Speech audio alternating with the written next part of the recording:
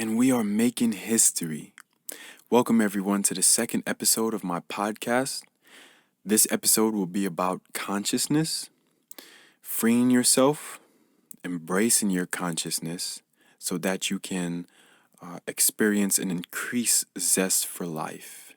You know, we hear a lot the world or the universe is your oyster, and it sure is. It definitely is. And I wrote a little something to help you guys understand and embody this, so allow me to present the one energy. It's hard to put a finger on it, so I won't try. I will just leave you with some interesting things to think about, and hopefully you can expand on it in your own ways. Who am I? When we ask ourselves this question, words seem to lose meaning, and all we're left with is feelings. Feelings that arise from our consciousness. What is consciousness? Well, as I am a product of it, it is almost impossible for me to give you an outside perspective of what it is, otherwise I'm just projecting from my own consciousness. So, I'll just say this. Consciousness has no beginning or end. It radiates like sun rays into a prism that bursts into an array of colors, vibrations, geometrical shapes that create intricate forms of life. From what we can observe as humans, life seems to consist of many different patterns that fall in and out of each other. They are supportive of one another. From energetical laws, vibrations, cellular forms, numbers, nature, space, history, etc., etc. This obviously indicates that we are a part of a system. This system is intelligent. Its intelligence flows through every part of our body. We cannot separate ourselves from it. We can only dive deeper. We are also not imprisoned by it, but we have the capability to imprison ourselves. It is like a cobra. It moves in the shadows. It is not a foe, but it is not exactly a friend. Since consciousness has no definite end, worlds are created on top of each other like dreams within dreams. This can go on for longer than you would like to count for. Let us imagine that we have 6 bodies layered on top of each other. First, we have the self body, or energy in its simplest form, potential. Second, we have the bliss body, which is harmony or the radiation of the self body. The third body, consciousness. That would be your awareness of self and all things. The still part of your psyche that observes. It is a part of everything. Fourth, we have the mental body. It is the body that allows us to transform thought into form. It directs energy. Wherever the mind goes, energy follows. For our fifth body, we have our energetical body. This body is responsible. It is the medium for our physical body. It governs it and generates it. It generates potential into matter. It is a conduit. And lastly, we have the physical body. This body is a product. Our body, our vessel, is a product of all of our higher bodies coming into completion, intermingling with each other. And here we are. Here is our physical vessel. It is the inclusive, interactive, intangible form of all of our higher bodies intermingling. We are multidimensional. Each aspect creates another until past the observable point. We call this cycles or fractals. Once upon a time, we thought that atoms were as small as we could observe, and now scientists have found that there are even smaller parts to an atom. Let's look at the Earth, our home. It is vast in size, with a radius of almost 4,000 miles, a diameter of 7,900 miles. It has many oceans that are miles deep, land across its entire surface. Truly magnificent. However, Earth is only the 5th largest planet in our solar system. Jupiter being the largest, it is said that over 1,000 Earths can fit into Jupiter, and over 1,000 Jupiters can fit into our Sun, which is the largest form of mass in our solar system. Can you imagine? Now, our solar system fits in a very tiny part in one of the spiral arms of our galaxy. At estimate, our galaxy is said to have about 100 billion stars, which it is safe to say that on estimate, it contains triple that amount of planets, which is an inconceivable number. And in our observable universe, there is more galaxies than it is possible to count, with a new one bursting into being in a fraction of a second. Hopefully that paints you a good picture. But for now, let us come back to Earth. Let us ponder on something a little more relevant to us. Time. Time is relative. For example, we get the days of our year from the orbit of the Earth and its relative position to the Sun because of gravity. Because time is relative, governed by its relationship with the solar system, it too shows patterns, from the day and night cycle to the yearly cycle, to an even greater cycle called Earth's axial precessional cycle. Within these cycles lie a plethora of congruent patterns that we look at and we observe on a daily basis without even noticing. Outside of these particular patterns lie even greater cycles. So what does this mean for us? Well, frankly, everything and nothing at the same time. Giving rise to my favorite quote, "As above, so below." The dual nature of things. It means that I don't have to journey to the ends of space or time to find God. In fact, I don't even have to travel no further than the palms of my own hand.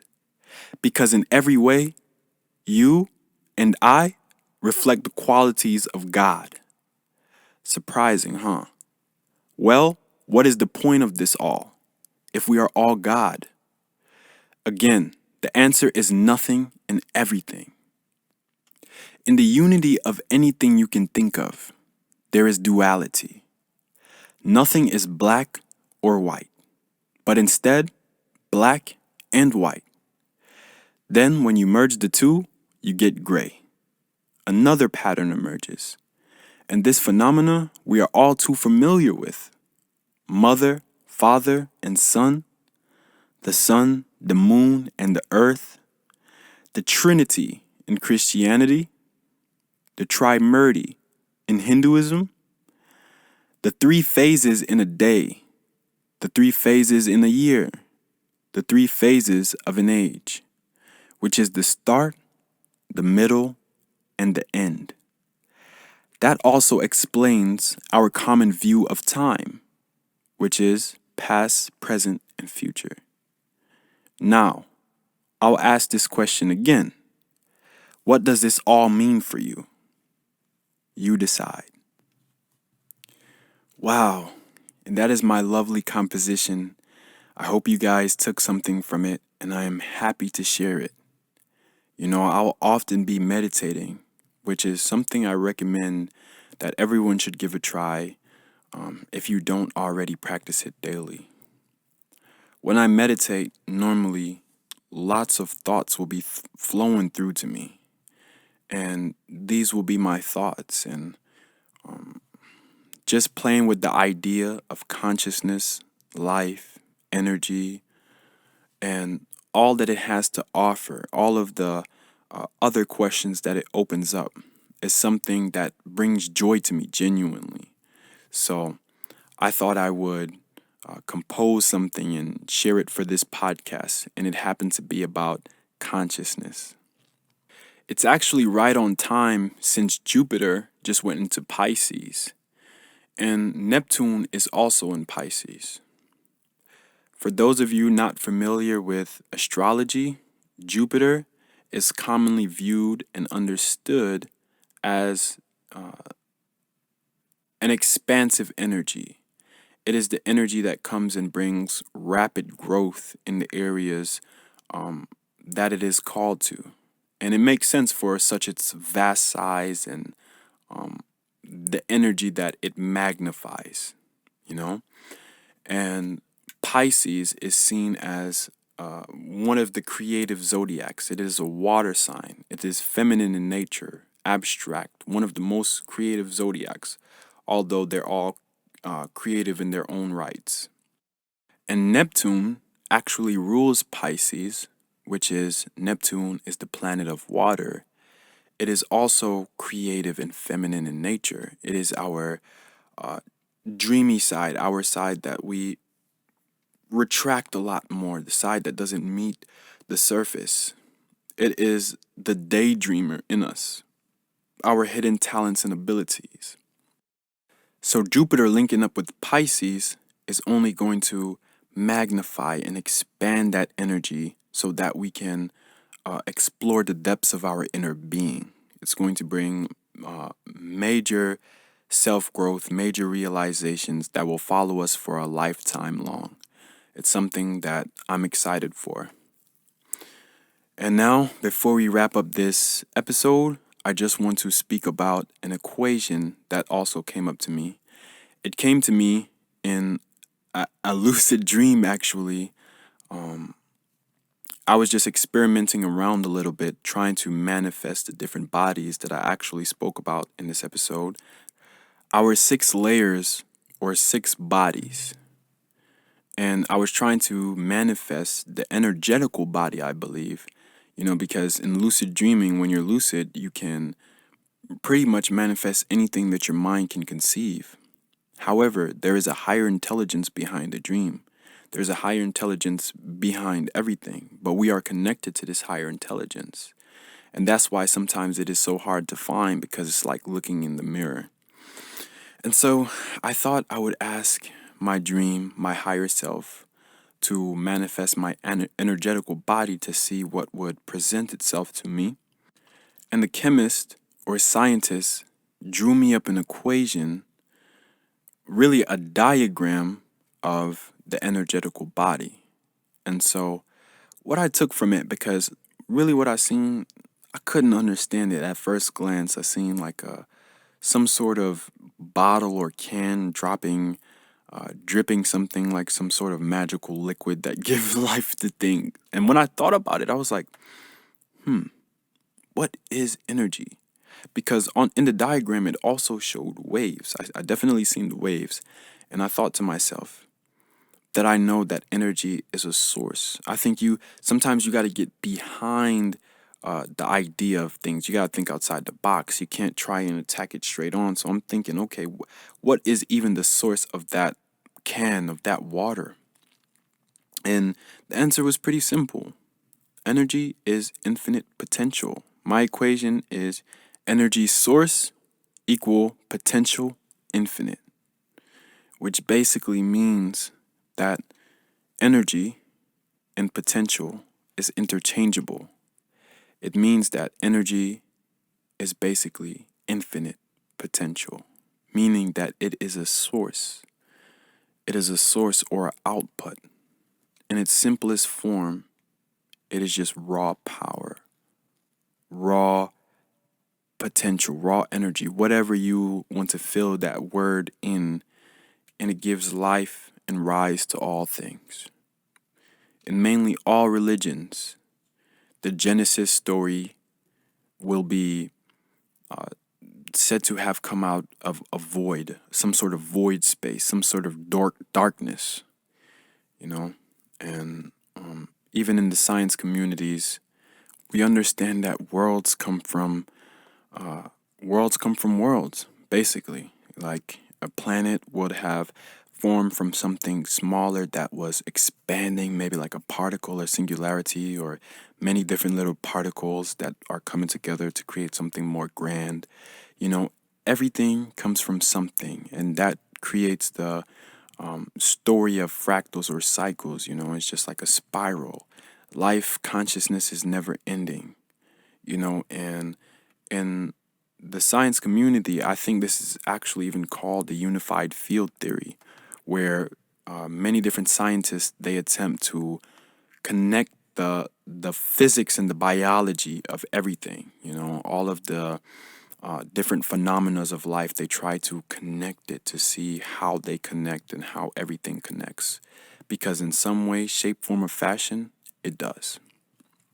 And once we can understand this, we can make breakthroughs of lifetimes, not just of the present moment from the future, but from the past, but from the present to futures going on, you know. And I'm sure it will be preserved for life further, far in the future, you know. So I had a great time making this episode today. Again, I hope you guys can take something from this, something that will help you all along your journey. And I will be seeing you in the third episode with more space time thoughts.